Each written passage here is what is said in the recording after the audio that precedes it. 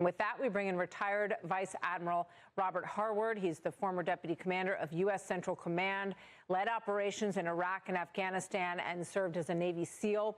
Admiral Harward grew up in Iran. He is a member of the Iran Policy Project at the Jewish Institute for the National Security of America. Admiral, always very good to have you with us. Thank you for coming back. I guess for starters, your response to what you hear the president say there, he said that we have hit almost all the targets. And when asked, are there mines in the Strait of Hormuz, he said no. What do you think about those two comments by the president today? I think they're both accurate. I don't think we've seen any mines in the water. We've taken out all the vessels that we believe can deliver it.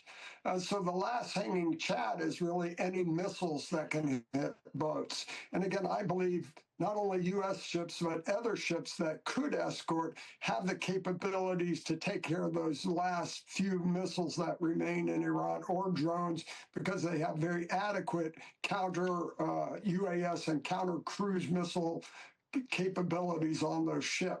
So I think he's accurate. I'd be surprised if we don't see ships start flowing here in the very near future.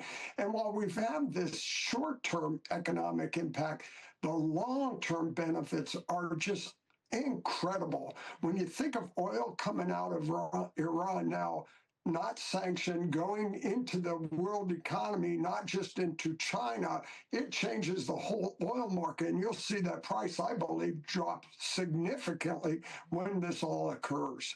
Yeah, I mean, it's the idea of short-term pain for long-term gain. And I think Americans have become so used to instant gratification that if something hasn't happened over the course of a few days, they're sometimes, reluctant to go through the actual experience to get to the other side of it, something that, you, with obviously all of your military and war background, you know all too well. I just wanted to ask you about this. This is a Bloomberg report today.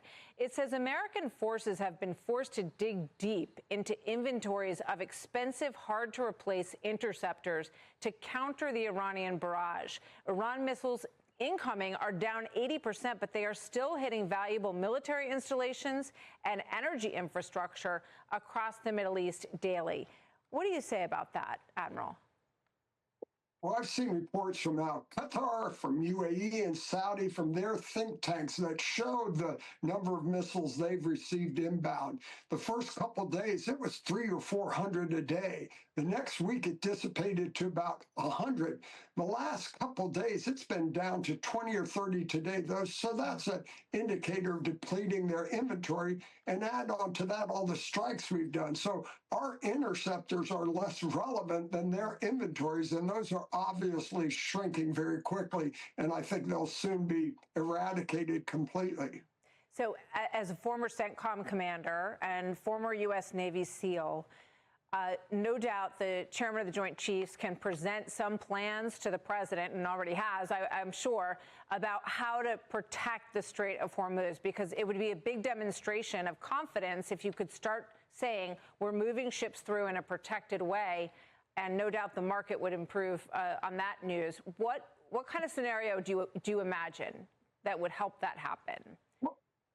Well, finishing up the missile job and ensuring all the mines are gone. And again, I think that's what we're about to see in the next day or two. So as the president referred, this thing's going to be moving very quickly. So I think ensuring those where we're seeing 1 or 2 missiles a day, escorting ships and being able to move them, I think will happen in the very near future. Yeah, and I think you're going to see the price of oil go down as soon as that starts happening as well.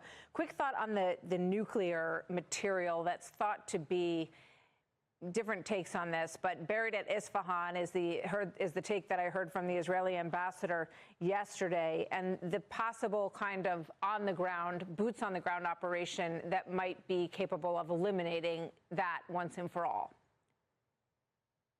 Well, I don't think it's going to take boots on the ground. It'll take people. Those don't necessarily need to be military people. It could be the IAEA.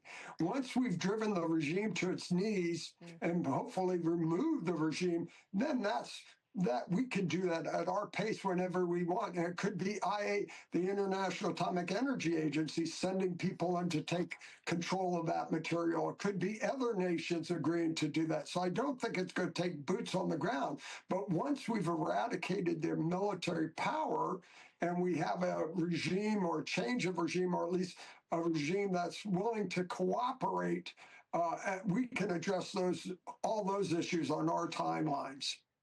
Admiral Harward, great to have you with us, sir. Thank you very much.